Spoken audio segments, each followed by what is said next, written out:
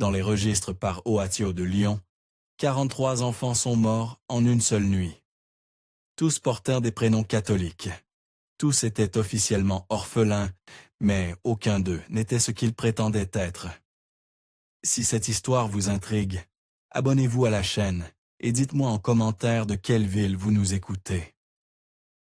Car ce que vous allez découvrir aujourd'hui pourrait changer votre perception de ce que la charité peut cacher. L'année 1685 marque un tournant sanglant dans l'histoire de France. Le 22 octobre, Louis XIV signe la révocation de l'édit de Nantes, anéantissant d'un trait de plume près d'un siècle de tolérance religieuse. Dans tout le royaume, les temples protestants sont détruits, leurs pierres dispersées ou réutilisées pour édifier des chapelles catholiques. Les pasteurs huguenots reçoivent un ultimatum: se convertir dans les 15 jours ou quitter le royaume à jamais, abandonnant derrière eux tous leurs biens terrestres. Les familles protestantes sont traquées comme des bêtes sauvages, leurs maisons marquées d'une croix rouge pour signaler leur infection religieuse aux autorités. Lyon, cette prospère cité, marchande des bords du Rhône, devient rapidement l'un des théâtres les plus cruels de cette persécution organisée. La ville, qui compte alors près de 100 000 habitants, abrite une importante communauté huguenot. Ces protestants lyonnais, souvent issus de la bourgeoisie marchande et de l'artisanat de la soie, ont contribué pendant des décennies à la prospérité économique de la cité. Leurs ateliers de tissage, leurs maisons de commerce, leur réseau bancaire forment l'épine dorsale de l'économie locale. Mais en cette fin d'octobre 1685, l'atmosphère change radicalement. Les rues pavées de la vieille ville résonnent désormais du claquement des bottes militaires. Des patrouilles sillonnent constamment les quartiers de la Croix-Rousse et de la Presqu'île, scrutant chaque visage, interrogeant chaque passant. L'air automnal charrie une odeur âcre de fumée, celle des livres protestants qu'on brûle sur les places publiques, mêlée à celle plus subtile mais plus terrifiante, de la peur qui monte des maisons marquées. Dans ce contexte de terreur organisée, les dénonciations se multiplient.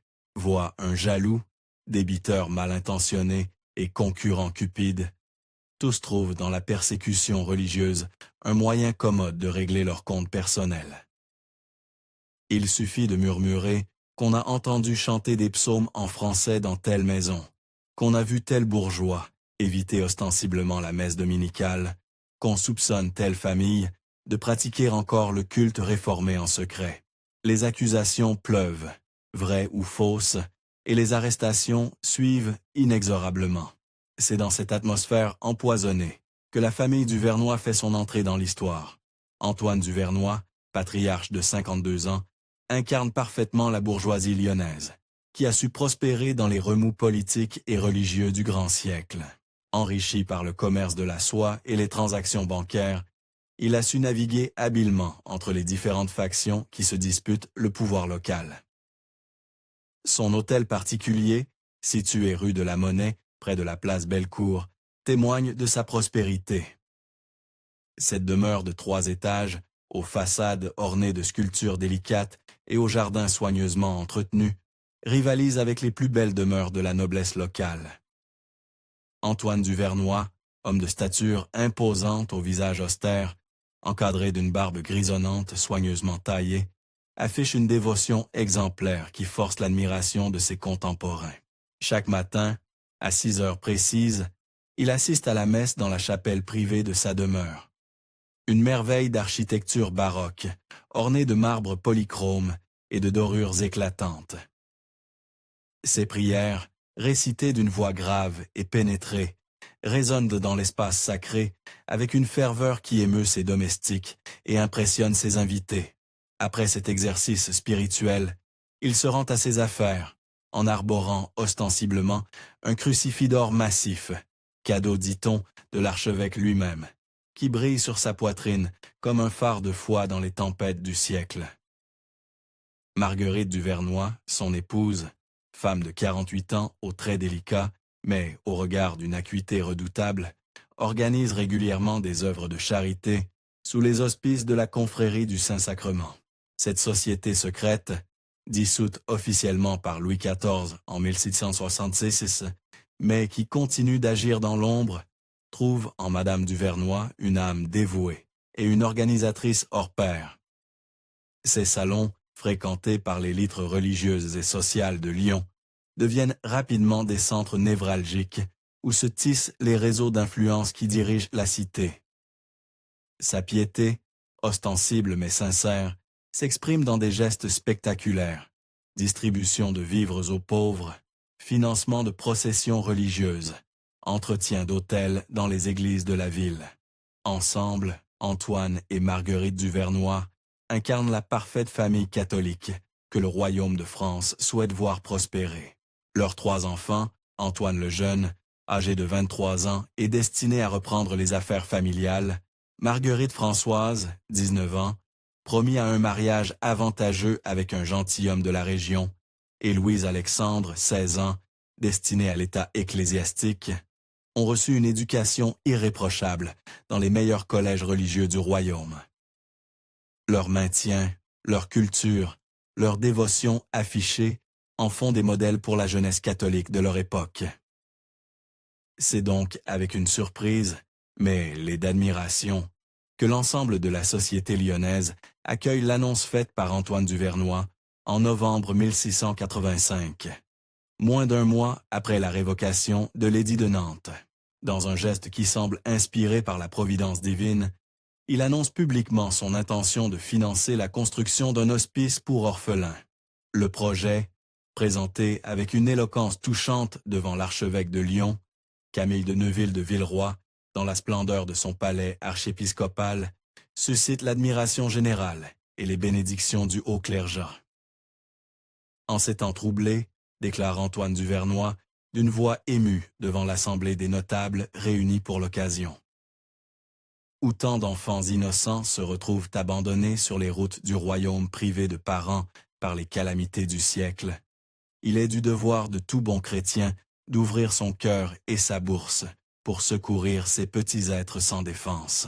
Notre Seigneur Jésus-Christ n'a-t-il pas dit « Laissez venir à moi les petits enfants ». C'est dans cet esprit de charité pure que ma famille et moi-même entreprenons cette œuvre pie pour la plus grande gloire de Dieu et le salut de ces âmes innocentes. Dans ces temps troublés, où tant d'enfants se retrouvent abandonnés sur les routes, cette initiative charitable paraît providentielle. L'archevêque, visiblement ému par cette démonstration de foi et de générosité, bénit solennellement le projet et promet l'appui de l'Église dans cette noble entreprise. L'Hospice Sainte-Marguerite ouvre ses portes le 15 février 1686, dans un ancien couvent désaffecté du quartier Saint-Jean, au pied de la colline de Fourvière. Le bâtiment, choisi avec soin par Antoine Duvernoy, présente tous les avantages d'un lieu à la fois respectable et discret. Construit au XIVe siècle par les religieuses de l'ordre de Sainte-Claire, puis abandonné après les ravages des guerres de religion du siècle précédent. Il a conservé ses murs épais de pierre dorée, caractéristiques de Lyon, ses voûtes gothiques imposantes et ses cours intérieures propices au recueillement.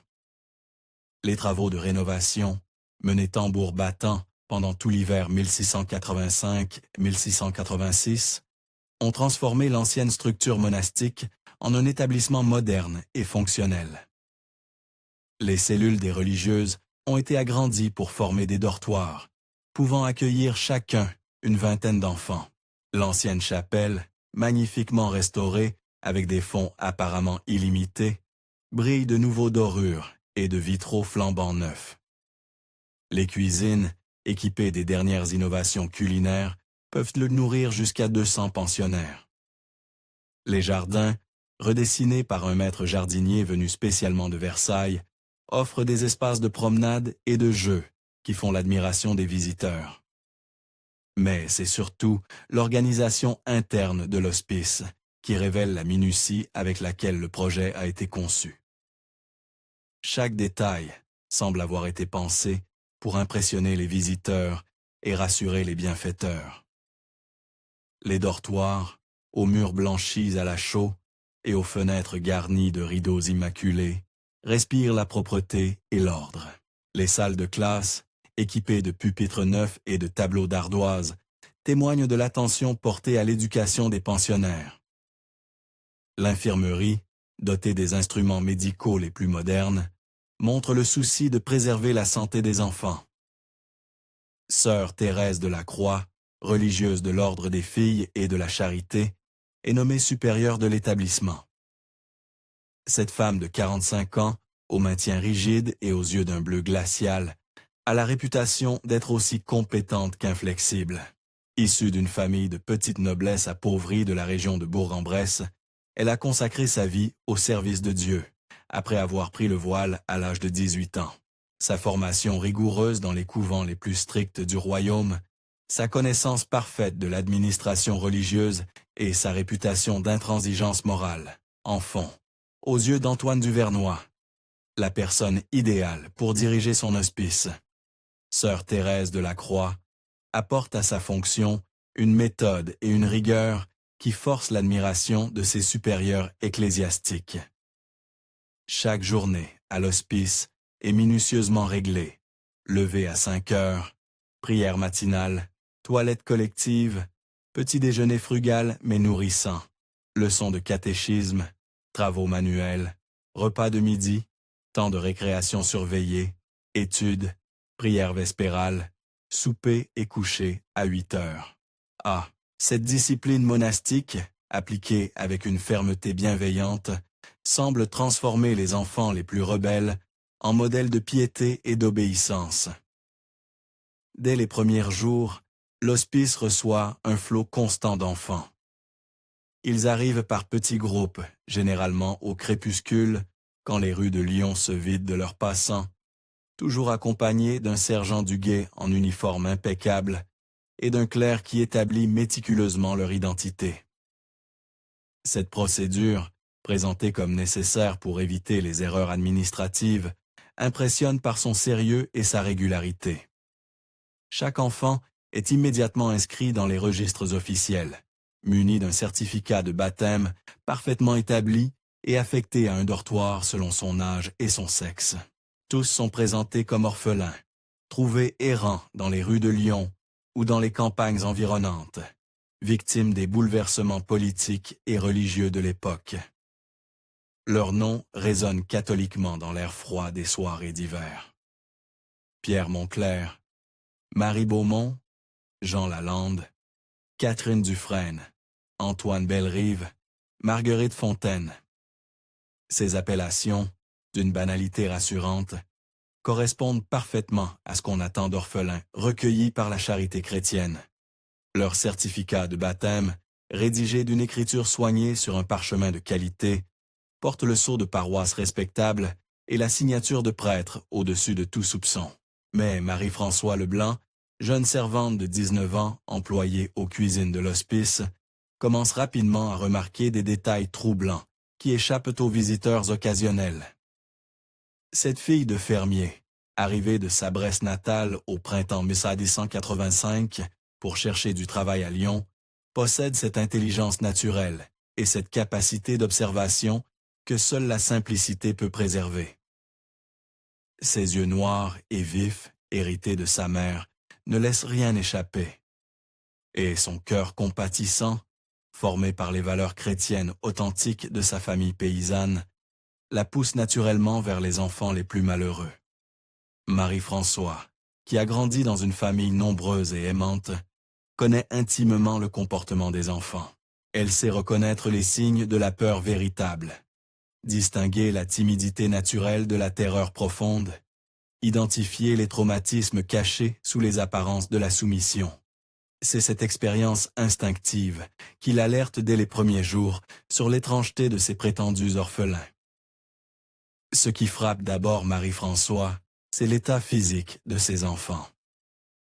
Contrairement aux vrais orphelins des rues qu'elle a pu voir traîner dans les quartiers pauvres de Lyon, ceux-ci portent des vêtements de qualité, certes usés et salis par le voyage, mais d'une coupe qui trahit une origine bourgeoise. Les tissus, bien que défraîchis, sont de belle facture. L'enfin, l'un de qualité, soit discrète. Les coutures, même détendues, révélant le travail de tailleurs expérimentés. Les chaussures, malgré l'usure, montrent des cuirs de première qualité et des façons qui n'ont rien à voir avec les sabots grossiers des enfants pauvres. Plus troublant encore, leurs mains racontent une histoire différente de celle qu'on veut faire croire. Contrairement aux enfants des rues habitués, dès leur plus jeune âge au travail les plus rudes, ceux-ci ont des paumes lisses et des doigts fins, qui ne portent pas les callosités du travail précoce.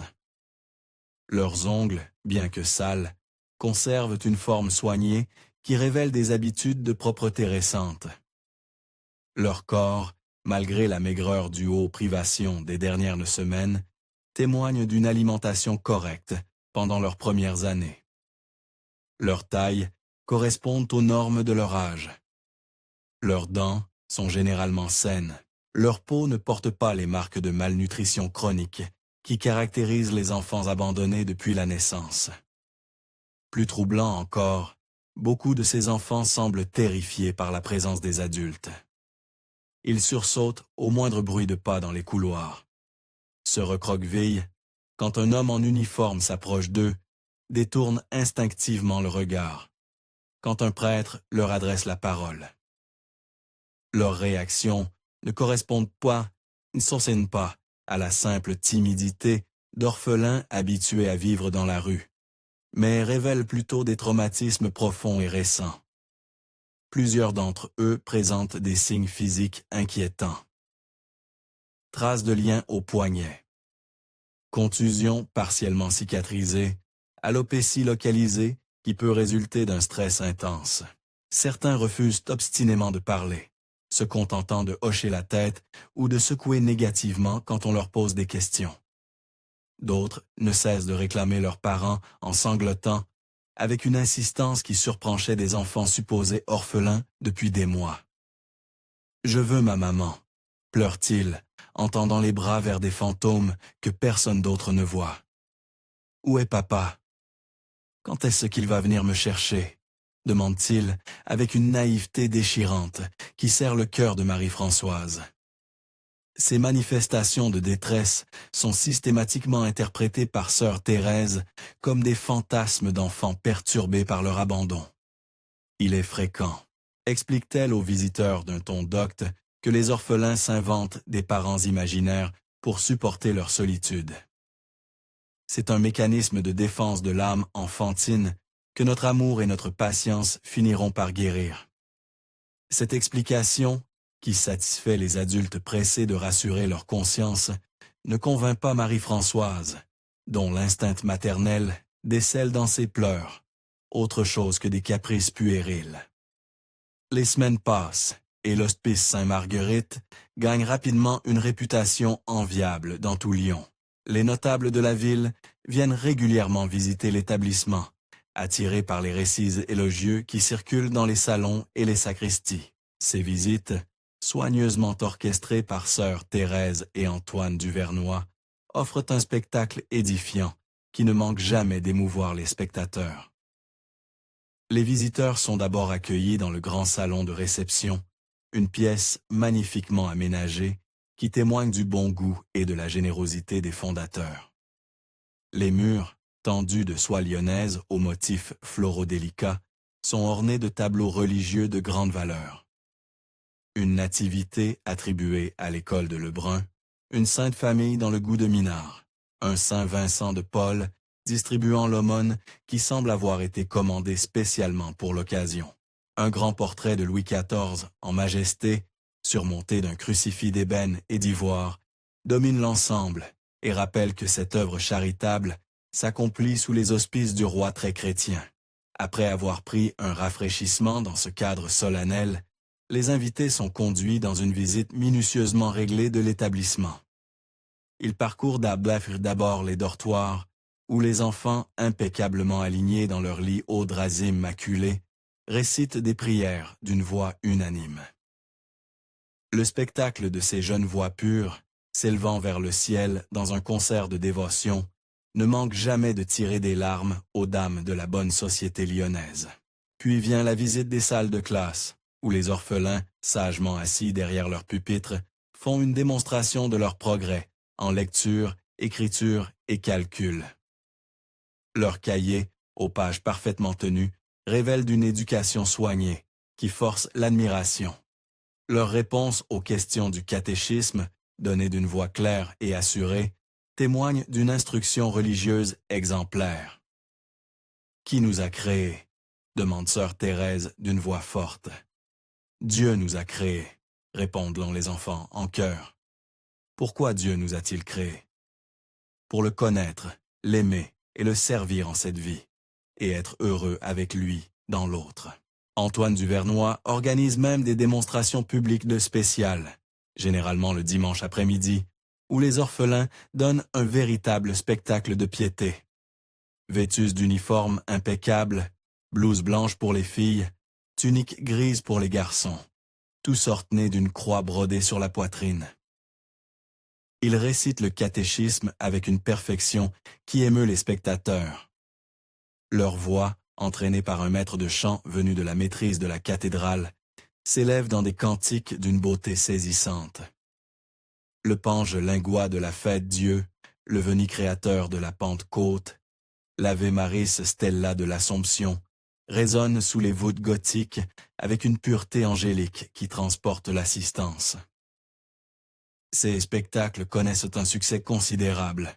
L'archevêque lui-même assiste à plusieurs de ces représentations, accompagné des chanoines de la cathédrale et des supérieurs des ordres religieux lyonnais.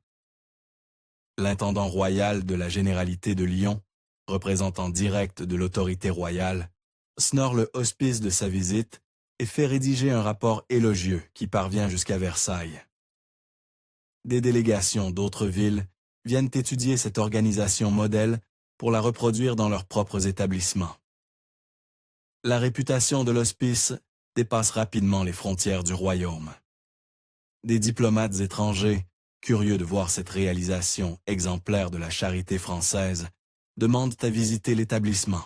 L'ambassadeur de l'empereur d'Autriche, le nonce apostolique, le représentant du roi d'Espagne, se succèdent rue Saint-Jean et repartent convaincus de la supériorité de la civilisation française et de la piété du roi très chrétien.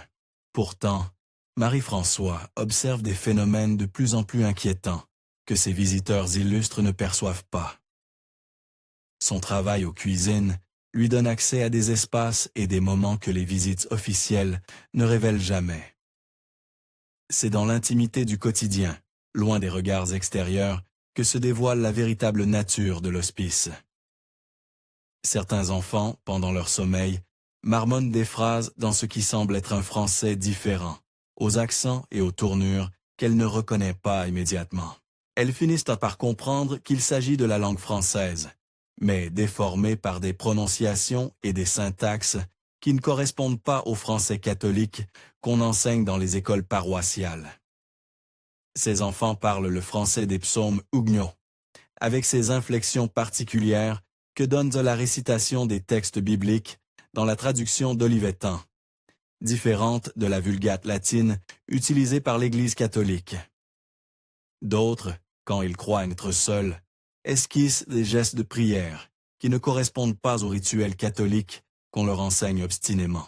Au lieu de se signer de droite à gauche, selon l'usage romain, ils portent instinctivement la main de gauche à droite, selon l'ancienne tradition orientale conservée par certaines communautés protestantes. Leurs mains se joignent différemment pour la prière. Leurs lèvres remuent sur des formules qui ne sont pas le pater et l'ave, mais semblent correspondre à des psaumes, appris dans leur petite enfance. Mais c'est surtout leur réaction face à certains objets religieux qui alertent Marie-Françoise. Quand on leur présente des images de saints, des reliques ou des statues de la Vierge, beaucoup d'entre eux manifestent une répulsion instinctive qu'ils s'efforcent ensuite de dissimuler. Leurs visages se contractent imperceptiblement, leurs corps se raidissent, leurs yeux se détournent.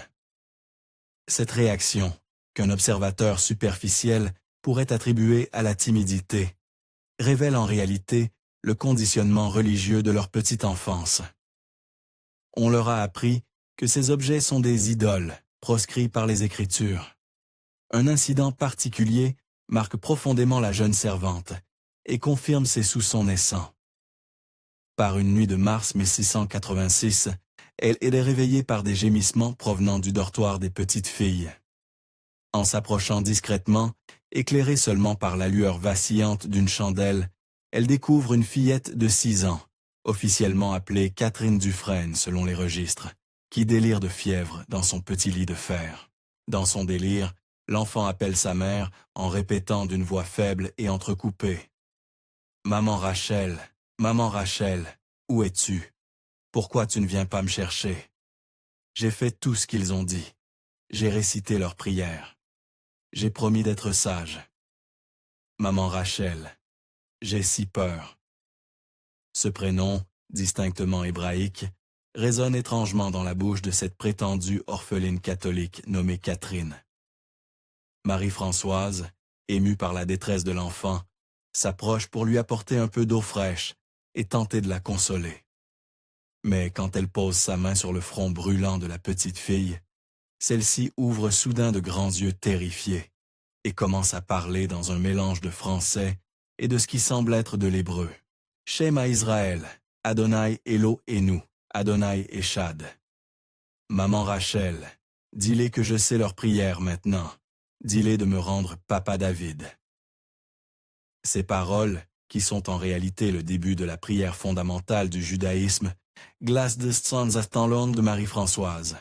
Elle comprend soudain que cet enfant ne vient pas seulement d'une famille protestante, mais d'une famille de nouveaux chrétiens. Ces Juifs, convertis de force au catholicisme, dont beaucoup ont ensuite embrassé le protestantisme, considérés comme plus proches de leur foi originelle. La persécution qui frappe les Huguenots atteint donc aussi ces familles aux origines complexes, dont les enfants portent en eux les traces de plusieurs traditions religieuses entremêlées. Marie-Françoise commence alors à prêter une attention particulière au moment où les enfants croient être à l'abri des regards. Elle remarque que plusieurs d'entre eux semblent se reconnaître, échangeant des regards complices ou des signes discrets quand les surveillants ont le dos tourné. Certains se regroupent naturellement dans les cours de récréation, comme s'ils partageaient des souvenirs communs, ou une complicité née de traumatismes similaires. D'autres, au contraire, semblent perdus et cherchent désespérément des visages familiers qui ne viennent jamais. Ces regroupements spontanés ne durent jamais longtemps. Sœur Thérèse, dont l'œil exercé ne laisse rien passer, intervient rapidement pour séparer les enfants qui manifestent trop d'attachement mutuel. Il ne faut pas qu'ils s'enquistent dans leurs souvenirs malsains, explique-t-elle aux religieuses qui l'assistent.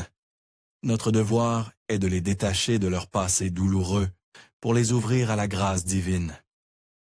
Cette politique de séparation systématique, présentée comme une méthode pédagogique moderne, contribue en réalité à isoler les enfants et à briser leurs derniers liens avec leur identité originelle. C'est à cette époque que Marie-Françoise fait une découverte qui la glace d'effroi. En nettoyant les appartements privés de Sœur Thérèse, situés au premier étage du bâtiment principal dans l'ancienne cellule de l'abbesse, elle trouve par hasard un registre caché dans un tiroir à double fond d'un secrétaire d'ébène. Ce meuble, d'une facture particulièrement raffinée, semble avoir été fabriqué spécialement pour dissimuler des documents secrets. Le tiroir ne s'ouvre qu'en actionnant simultanément 2 ressorts cachés, et sa profondeur apparente ne correspond pas à l'espace réel qu'il contient. Ce document secret, d'une écriture soignée, tracé à l'encre de Chine sur un papier de qualité supérieure, contient une liste de noms d'enfants. Mais ces noms ne correspondent pas à ceux officiellement portés par les pensionnaires de l'hospice. Face à chaque identité véritable, figure une mention troublante. Rachel Levy, 6 ans, convertie par nécessité en Catherine Dufresne. Isaac Mardochet, 8 ans, origine huguenote confirmée, rebaptisé Jean Lalande. Esther Gradis, 7 ans, parents disparus lors de l'arrestation, devenue Marie Beaumont. Samuel Pereira, 9 ans, famille éradiquée, transformée en Pierre Monclerc. La vérité commence à se dessiner dans l'esprit horrifié de la jeune servante. Ces enfants ne sont pas des orphelins ordinaires, trouvés errant dans les rues. Ils sont les enfants de familles protestantes et juives converties, arrachés à leurs parents lors des persécutions systématiques qui suivent la révocation de l'édit de Nantes. Leurs véritables identités ont été effacées avec une méthode terrifiante. Leurs noms changeaient pour effacer toute trace de leur origine. Leurs histoires personnelles réécrites non pour faire d'eux de parfaits petits catholiques, dont personne ne pourra jamais contester l'authenticité. Le registre secret révèle une organisation d'une précision redoutable. En face de chaque nom, figurent également des informations sur le sort réservé aux parents. Père exécuté, place, Bellecour, mère emprisonnée aux forces Ingent, parents en fuite, biens confisqués, famille décimée par l'épidémie en prison. Ces annotations, d'une froideur administrative glaçante, témoignent de la destruction systématique des familles huguenotes et de la récupération organisée de leurs enfants. Désormais consciente de l'horrible vérité, Marie-Françoise ne peut plus regarder l'hospice avec les mêmes yeux. Chaque détail lui révèle l'ampleur de la machination. Elle comprend pourquoi les enfants arrivent toujours accompagnés de sergents du guet. Ils ne sont pas trouvés. Ils sont capturés lors de rafles organisées dans les quartiers protestants. Elle saisit la signification de ces certificats de baptême si parfaitement établis. Ils sont forgés de toutes pièces par un réseau de faussaires qui maîtrisent parfaitement l'art de l'imitation des sceaux paroissieux et des écritures cléricales. La jeune femme commence une surveillance discrète, mais systématique, de tous les aspects de la vie de l'hospice. Son travail aux cuisines lui donne accès à des informations privilégiées. Elle entend les conversations des livreurs qui apportent des provisions, observe les allées et venues des visiteurs officiels et officieux. Remarque les détails que sa condition humble rend invisibles aux yeux des autres adultes. Elle apprend ainsi à reconnaître les signes qui trahissent l'origine réelle des enfants. Ceux qui viennent de familles huguenotes cultivées connaissent souvent des rudiments de latin, mais récitent instinctivement des psaumes dans des traductions qui ne correspondent pas à la Vulgate catholique. Quand ils croient être seuls, leurs lèvres murmurent les versets de David dans la version française d'Olivetan. Cette traduction protestante qui remplace les formules latines par des tournures vernaculaires. L'Éternel est mon berger. Je ne manquerai de rien. Je suis chute-t-il, au lieu du Dominus reguit-me de la liturgie romaine. D'autres, issus de familles marchandes prospères, possèdent des notions de calcul et d'écriture qui dépassent largement ce qu'on attendrait d'enfants des rues. Ils tracent spontanément des chiffres selon des méthodes d'apprentissage sophistiquées, connaissent des tables de multiplication complexes, manipulent mentalement des fractions et des pourcentages qui révèlent une éducation commerciale précoce. Ces compétences, inappropriées pour de prétendus orphelins illettrés, trahissent leur origine bourgeoise et l'attention que leurs véritables parents portaient à leur formation intellectuelle. Mais c'est surtout leur comportement qui révèle l'ampleur de leur traumatisme. Ces enfants ont assisté à des scènes terribles, arrestations brutales de leurs parents, perquisitions violentes de leur maison, destruction de leurs biens les plus précieux, séparation forcée au milieu des cris et des larmes. Beaucoup d'entre eux sursont violemment quand ils entendent des pas lourds dans les couloirs, associant instinctivement ce bruit aux bottes des soldats qui ont détruit leur vie familiale. D'autres se mettent à trembler, incontrôlablement, quand ils aperçoivent un uniforme, même celui pourtant anodin des domestiques de l'hospice. Certains enfants portent encore sur leur corps les marques physiques de leur capture. Marie-Françoise remarque des cicatrices au poignet, révélatrices de liens trop serrés, des contusions au visage qui témoignent de coups reçus, des zones d'alopécie dues au stress intense de la séparation. Ces blessures, soigneusement dissimulées sous les uniformes de l'hospice, racontent une histoire de violence que les registres officiels ne mentionne jamais. Marie-Françoise découvre également que l'hospice fonctionne selon un système d'une perversité particulièrement raffinée.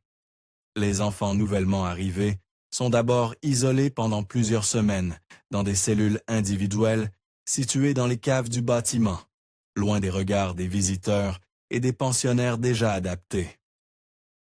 Ces cellules, aménagées dans l'ancien cellier du couvent, mesurent à peine 2 mètres sur 3 et ne reçoivent de lumière que par de minuscules soupiraux qui donnent sur la cour intérieure. Là, privés de tout contact humain chaleureux, ils subissent un processus de rééducation méthodique, dirigé par frère Augustin, un moine défroqué au visage grêlé et aux méthodes d'une brutalité calculée. Cet homme d'une 50aine d'années, ancien membre de l'ordre des frères prêcheurs, exclu de sa communauté pour des méthodes excessives dans l'enseignement du catéchisme, a trouvé dans l'hospice Sainte-Marguerite un terrain d'application idéal pour ses théories pédagogiques extrêmes. Frère Augustin, dont le vrai nom est Barnabé Crochet et qui vient d'une famille de bourreaux héréditaires du Dauphiné, applique à l'éducation religieuse les méthodes qu'il a apprises dans sa jeunesse au contact de la justice criminelle.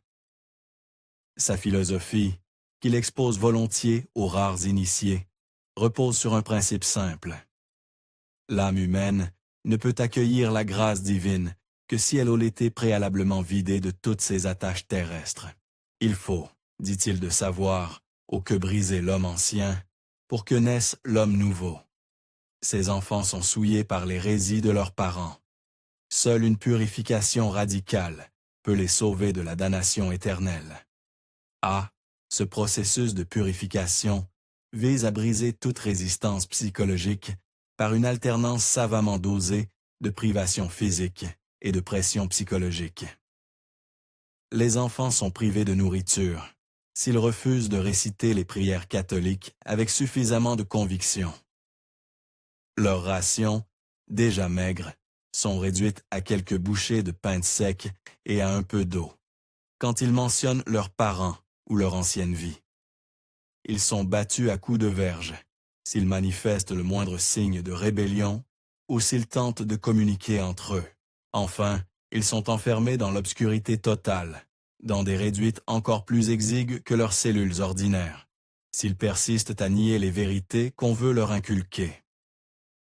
Progressivement, leur personnalité originelle est méthodiquement détruite et remplacée par une obéissance aveugle et une piété de façade. Les plus résistants subissent non des séances de persuasion particulièrement raffinées. On leur fait croire que leurs parents les ont abandonnés volontairement, qu'ils ne les ont jamais vraiment aimés, que leur capture par les autorités catholiques constitue en réalité une délivrance providentielle. Vos vrais parents, leur répète inlassablement frère Augustin, ce sont Dieu le Père et la Sainte Église votre mère. Ceux qui vous ont mis au monde n'étaient que des instruments du démon pour vous perdre. Remerciez la Providence de vous avoir arraché à leur influence pernicieuse. Les plus jeunes, ceux qui ont moins de 5 ans et dont la mémoire reste fragile, s'adaptent rapidement à cette nouvelle existence. Leur plasticité mentale permet d'effacer presque complètement les souvenirs de leur vraie famille.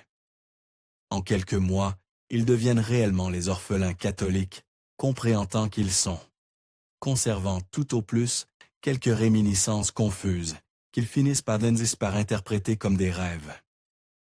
Mais les plus âgés, surtout ceux qui ont dépassé 8 ans et dont la personnalité commence à se structurer, résistent davantage à ce conditionnement.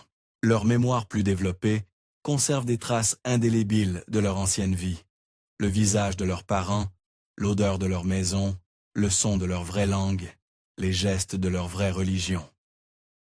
C'est parmi eux que Marie-François observe les signes les plus troublants de traumatisme et de désespoir silencieux. Certains développent des comportements pathologiques, mutisme total, automutilation discrète, troubles alimentaires, insomnie chronique accompagné de cauchemars récurrents. D'autres sombrent dans une mélancolie profonde qui les fait ressembler à de petits vieillards. leurs yeux d'enfants reflétant une sagesse prématurée et douloureuse. Quelques-uns manifestent des signes de ce que les médecins de l'époque appellent la folie mélancolique. Ils restent prostrés pendant des heures, indifférents à ce qui les entoure, le regard fixé sur un point invisible qui semble appartenir à un autre monde. Au début de l'été 1686, Marie-François assiste à une scène qui confirme ses pires soupçons et lui révèle l'ampleur véritable du système criminel dans lequel elle s'est trouvée involontairement impliquée. Par une chaude soirée de juin, alors que le soleil déclinant projette ses derniers rayons dorés sur les toits de tuiles de Lyon, elle travaille tard dans les cuisines pour préparer le repas du lendemain quand elle entend des voix venant de la cour principale de l'hospice. S'approchant discrètement d'une fenêtre du rez-de-chaussée, dont les volets entrebâillés lui permettent de voir, sans être vue, elle aperçoit Antoine Duvernois, en grande conversation avec un homme qu'elle reconnaît comme étant le commissaire Barthélemy Housset, responsable de la traque aux protestants dans le district de Lyon. Cet homme d'une quarantaine d'années, au visage énergique, marqué par une cicatrice qui lui barre la joue gauche, a la réputation d'être l'un des plus efficaces et des plus impitoyables chasseurs d'hérétiques du royaume. Les deux hommes examinent attentivement un groupe d'enfants qui viennent d'arriver, encore vêtus de leurs habits de voyage poussiéreux et visiblement épuisés par un long trajet. Ces nouveaux venus, au nombre d'une dizaine, semblent âgés de 5 à 12 ans et portent tous les signes d'un voyage forcé. Vêtements froissés, visages marqués par la fatigue et l'angoisse, maintien craintif de ceux qui ne savent pas ce qui les attend. Mais ce qui glace le sang de Marie-Françoise, c'est la nature de la conversation qu'elle surprend entre les deux hommes.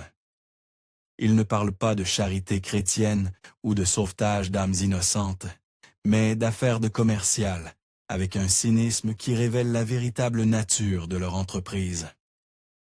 Leurs mots, portés par l'air tiède du soir, parviennent distinctement aux oreilles de la jeune servante, cachée derrière sa fenêtre.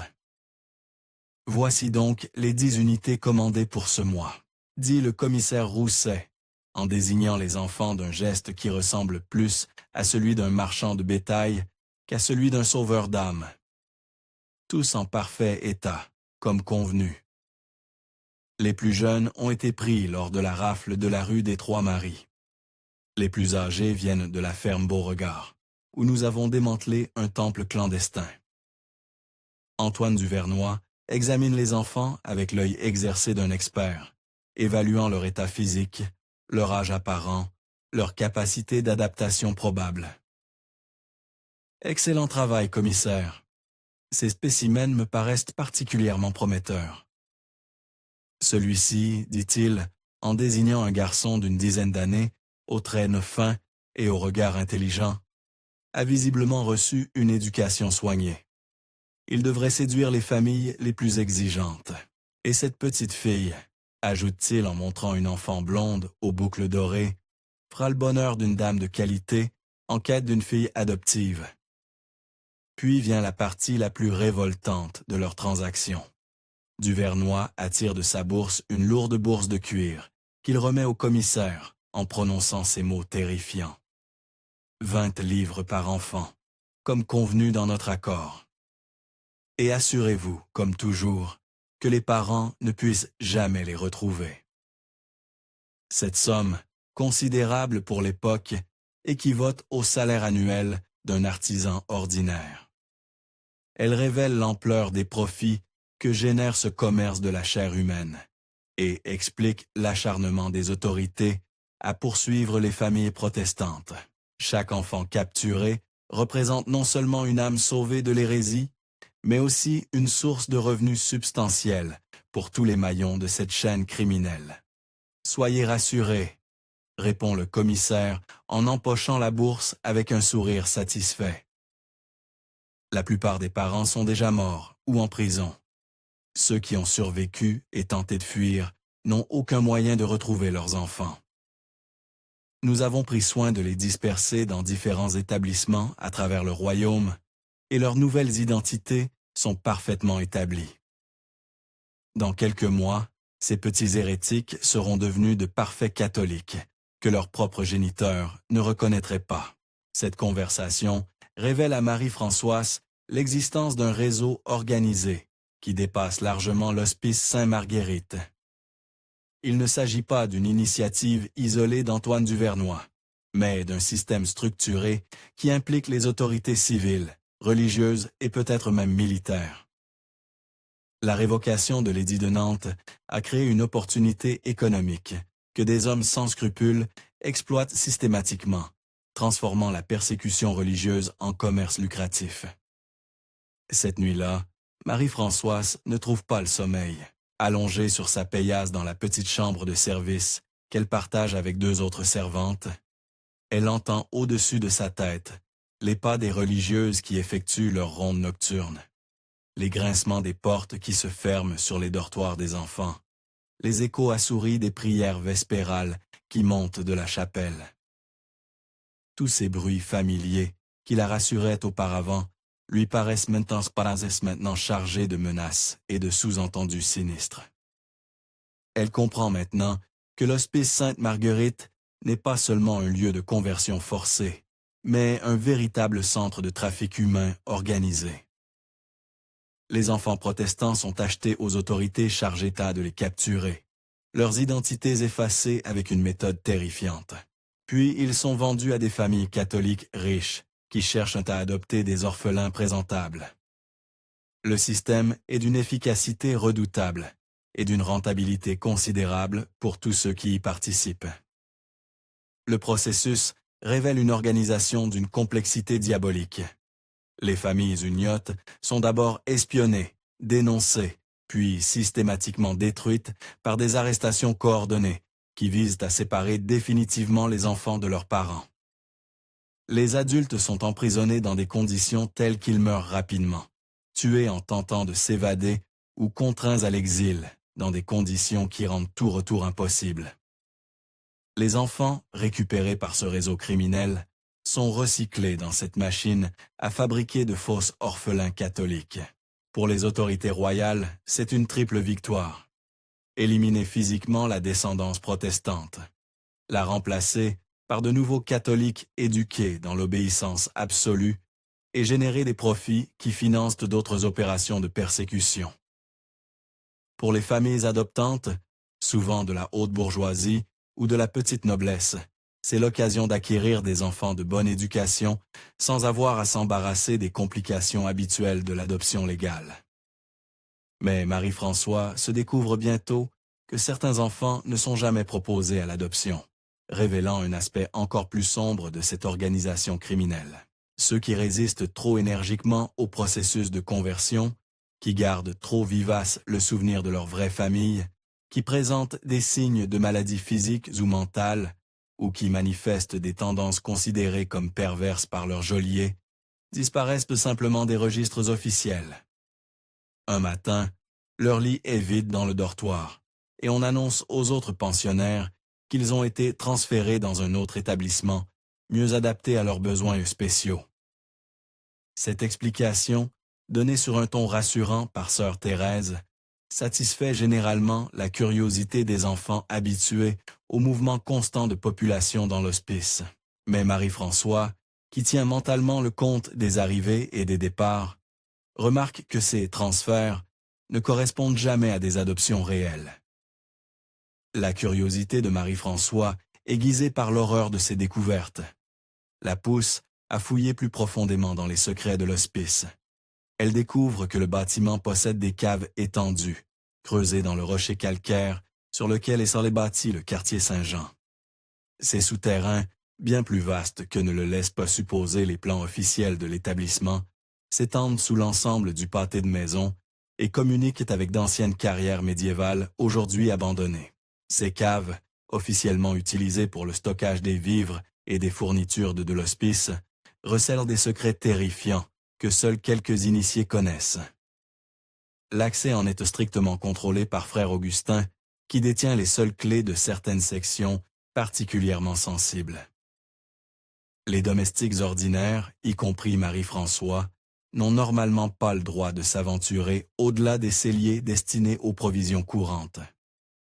Un soir de juillet 1696, profitant de l'absence de sœur Thérèse, partie en visite chez l'archevêque pour rendre compte des progrès de l'hospice, Marie-François décide de braver les interdits et d'explorer ces souterrains mystérieux. Armée d'une simple chandelle dérobée aux cuisines et du trousseau de clés de rechange qu'elle a découvert dans le bureau de l'économe, elle descend l'escalier de pierre usé qui mène aux profondeurs du bâtiment.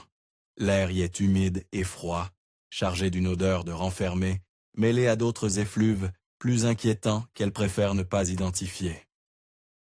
Les murs de pierre brute, suintant d'humidité, semblent conserver la mémoire de tous les drames qui se sont joués dans ces lieux au cours des siècles.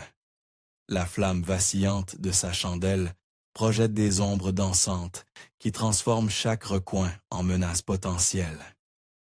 Ce qu'elle découvre dans les profondeurs de l'hospice dépasse ses pires craintes et lui révèle l'existence d'un niveau de cruauté qu'elle n'avait jamais imaginé. Dans une série de cellules minuscules, aménagées dans d'anciens réduits à vin, elle trouve des enfants dans un état épouvantable, qui contraste violemment avec la propreté et l'ordre qui règne dans des parties visibles de l'établissement. Certains, visiblement malades, gisent sur des paillastes souillés qui n'ont manifestement pas été changés depuis des semaines. Leurs corps décharnés, leurs visages creusés par la fièvre, leurs membres squelettiques révèlent un état de malnutrition avancé qui confine à l'agonie. D'autres, le regard complètement vide, semblent avoir perdu toute raison et toute humanité. Ils fixent le vide de leurs yeux morts, indifférents à la présence de Marie-Françoise, indifférents même à leur propre souffrance. Dans un coin particulièrement sombre de ces souterrains, elle aperçoit même de petites tombes, fraîchement creusées dans le sol de terre battue, marquées seulement d'une croix de bois sans nom ni inscription. Ces sépultures clandestines, creusées à même le sol des caves, témoignent du sort réservé à ceux qui n'ont pas survécu au traitement de frère Augustin. Ces enfants oubliés sont ceux qui ont échoué au processus de conversion et qui représentent un danger pour la sécurité de l'opération. Trop malades pour être présentables à des familles adoptantes, trop rebelles pour être domestiqués par les méthodes habituelles, trop conscients de leur vraie identité pour être recyclés efficacement, ils sont simplement abandonnés dans ces caves jusqu'à ce que la mort les délivre de leur souffrance. Leur existence n'est rapportée dans aucun registre officiel.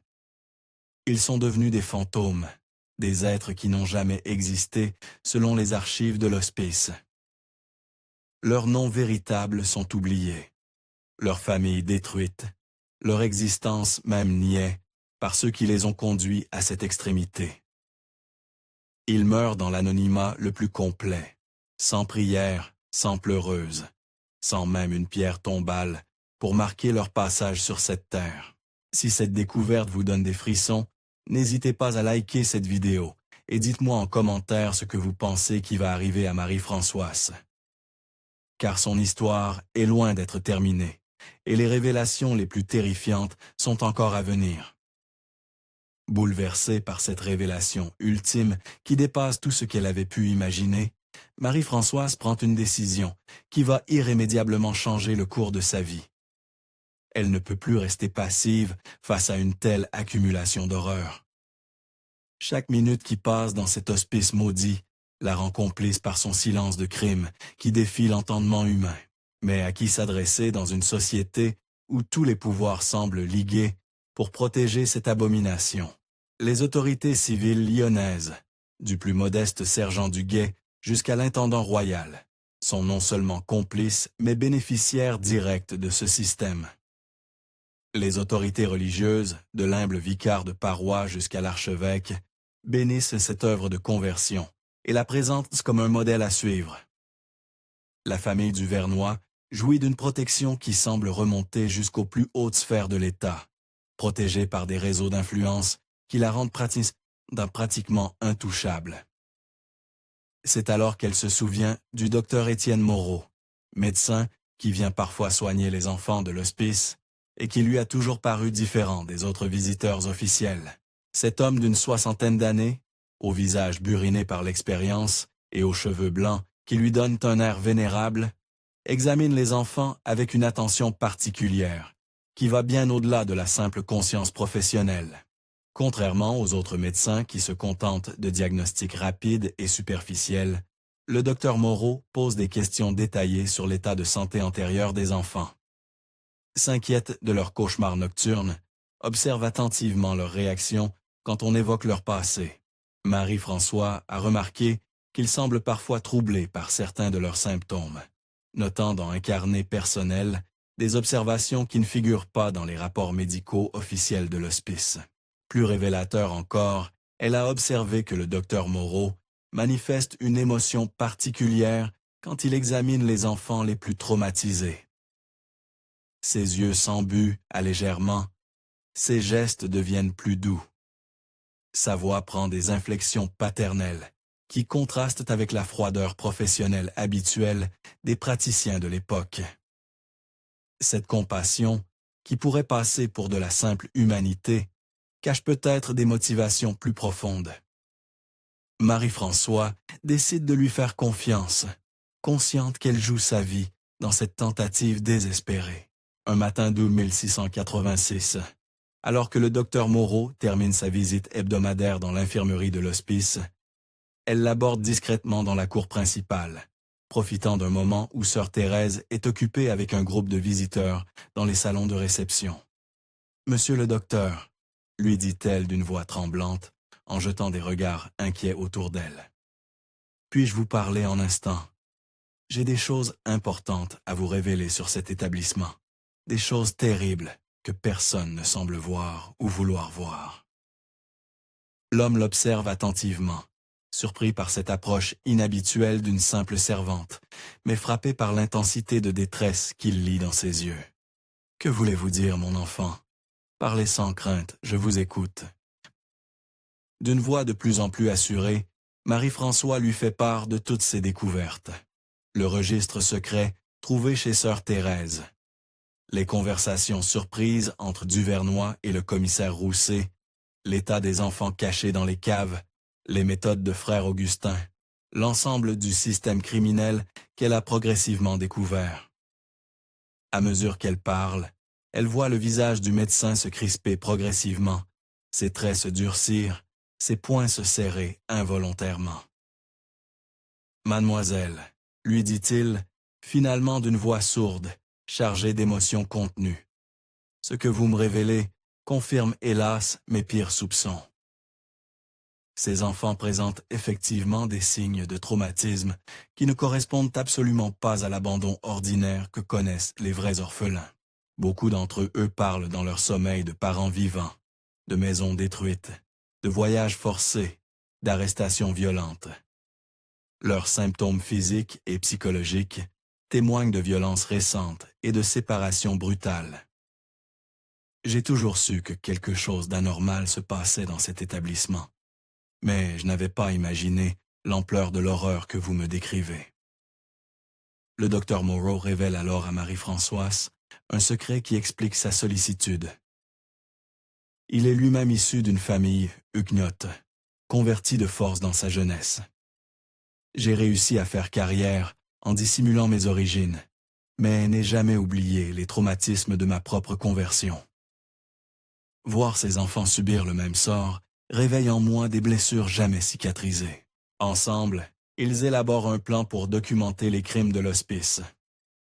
Le docteur Moreau utilisera ses visites officielles pour examiner discrètement les enfants et noter leurs véritables symptômes. Marie-Françoise profitera de sa position pour rassembler toutes les preuves possibles et tenter d'établir les vraies identités des enfants. Mais leur alliance secrète ne passe pas inaperçue. Sœur Thérèse, dont l'intelligence froide égale la cruauté, remarque rapidement le changement d'attitude de sa servante. Elle note ses regards plus attentifs, ses questions apparemment innocentes, ses déplacements dans l'hospice qui ne correspondent pas à ses tâches habituelles. Un soir de septembre, alors que Marie-Françoise descend aux caves pour porter de la nourriture aux enfants cachés, elle tombe dans un piège. Sœur Thérèse l'attend dans l'obscurité, accompagnée de frères Augustins et de 2 hommes en uniforme. Leurs visages, éclairés par la lueur tremblante des torches, semblent appartenir à un cauchemar. Ainsi, dit sœur Thérèse d'une voix glaciale, notre petite servante se mêle de ce qui ne la regarde pas.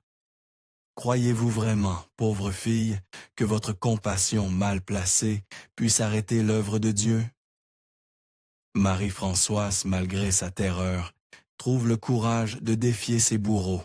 L'œuvre de Dieu. Vous appelez œuvre de Dieu le fait de torturer des enfants innocents, de détruire des familles, de transformer la charité en commerce de chairs humaines. La réponse de sœur Thérèse révèle toute l'étendue de la perversion qui ronge l'hospice. Ces enfants étaient promis à la damnation éternelle, nourris dans l'hérésie par des parents impies. Nous les sauvons, nous les purifions. Quelques souffrances terrestres sont un prix dérisoire pour le salut éternel. Cette nuit-là, Marie-Françoise Leblanc disparaît. Le lendemain, on annonce qu'elle a été renvoyée pour vol. Personne ne la reverra jamais. Le docteur Moreau, privé de sa complice, continue seul sa mission. Mais ses investigations deviennent impossibles. En octobre 1686, il rédige un mémoire détaillé qu'il envoie directement à Paris au ministre Louvois. Grave erreur. Le courrier est intercepté.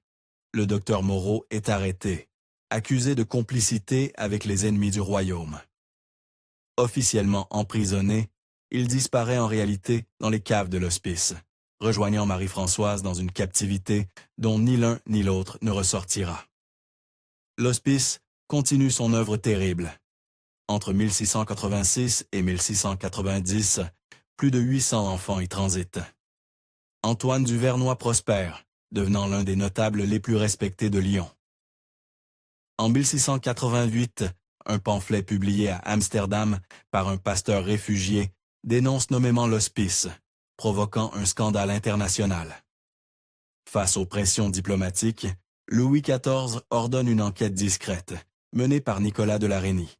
Mais celui-ci, comprenant les enjeux politiques, se contente d'arrêter quelques exécutants subalternes. Sœur Thérèse et frères Augustins sont discrètement transférés. Les vrais responsables ne sont jamais inquiétés. En 1790, Antoine du Vernois meurt paisiblement, béni par l'archevêque. L'hospice continue jusqu'en 1792, date à laquelle ses archives sont mystérieusement détruites dans un incendie la nuit précédant leur saisie révolutionnaire. Aujourd'hui, l'ancien bâtiment abrite un musée lyonnais. Parfois, des ouvriers découvrent des ossements d'enfants dans les caves. Officiellement attribués à d'anciens cimetières, ces restes portent des traces de malnutrition et de mort prématurée qui interrogent. Les archives du Vernois ne mentionnent jamais l'hospice. Cette omission, dans une documentation méticuleuse, intrigue les historiens. En 1985, un descendant lègue une donation pour réfugiés écrivant, pour racheter les fautes de mes ancêtres et rendre justice aux innocents oubliés. Il refuse d'aube de s'expliquer et meurt quelques mois plus tard. Dans les registres paroissiaux de Lyon, 43 enfants sont morts, en une seule nuit, en 1685. Leurs noms étaient Pierre, Marie, Jean, Catherine. Mais leurs véritables identités, leur vraie famille, leurs rêves brisés, restent à jamais ensevelis dans les caves de la fausse charité. La vérité sur l'hospice Sainte-Marguerite restera-t-elle en fouille ou existe-t-il encore? Dans quelques greniers lyonnais, un document oublié qui pourrait révéler l'ampleur de cette tragédie. Vous croyez que tout a été révélé? Dites-moi en commentaire ce que vous pensez de cette affaire. Abonnez-vous pour d'autres mystères sombres de l'histoire et partagez cette vidéo avec ceux qui pensent que la vérité doit triompher du mensonge.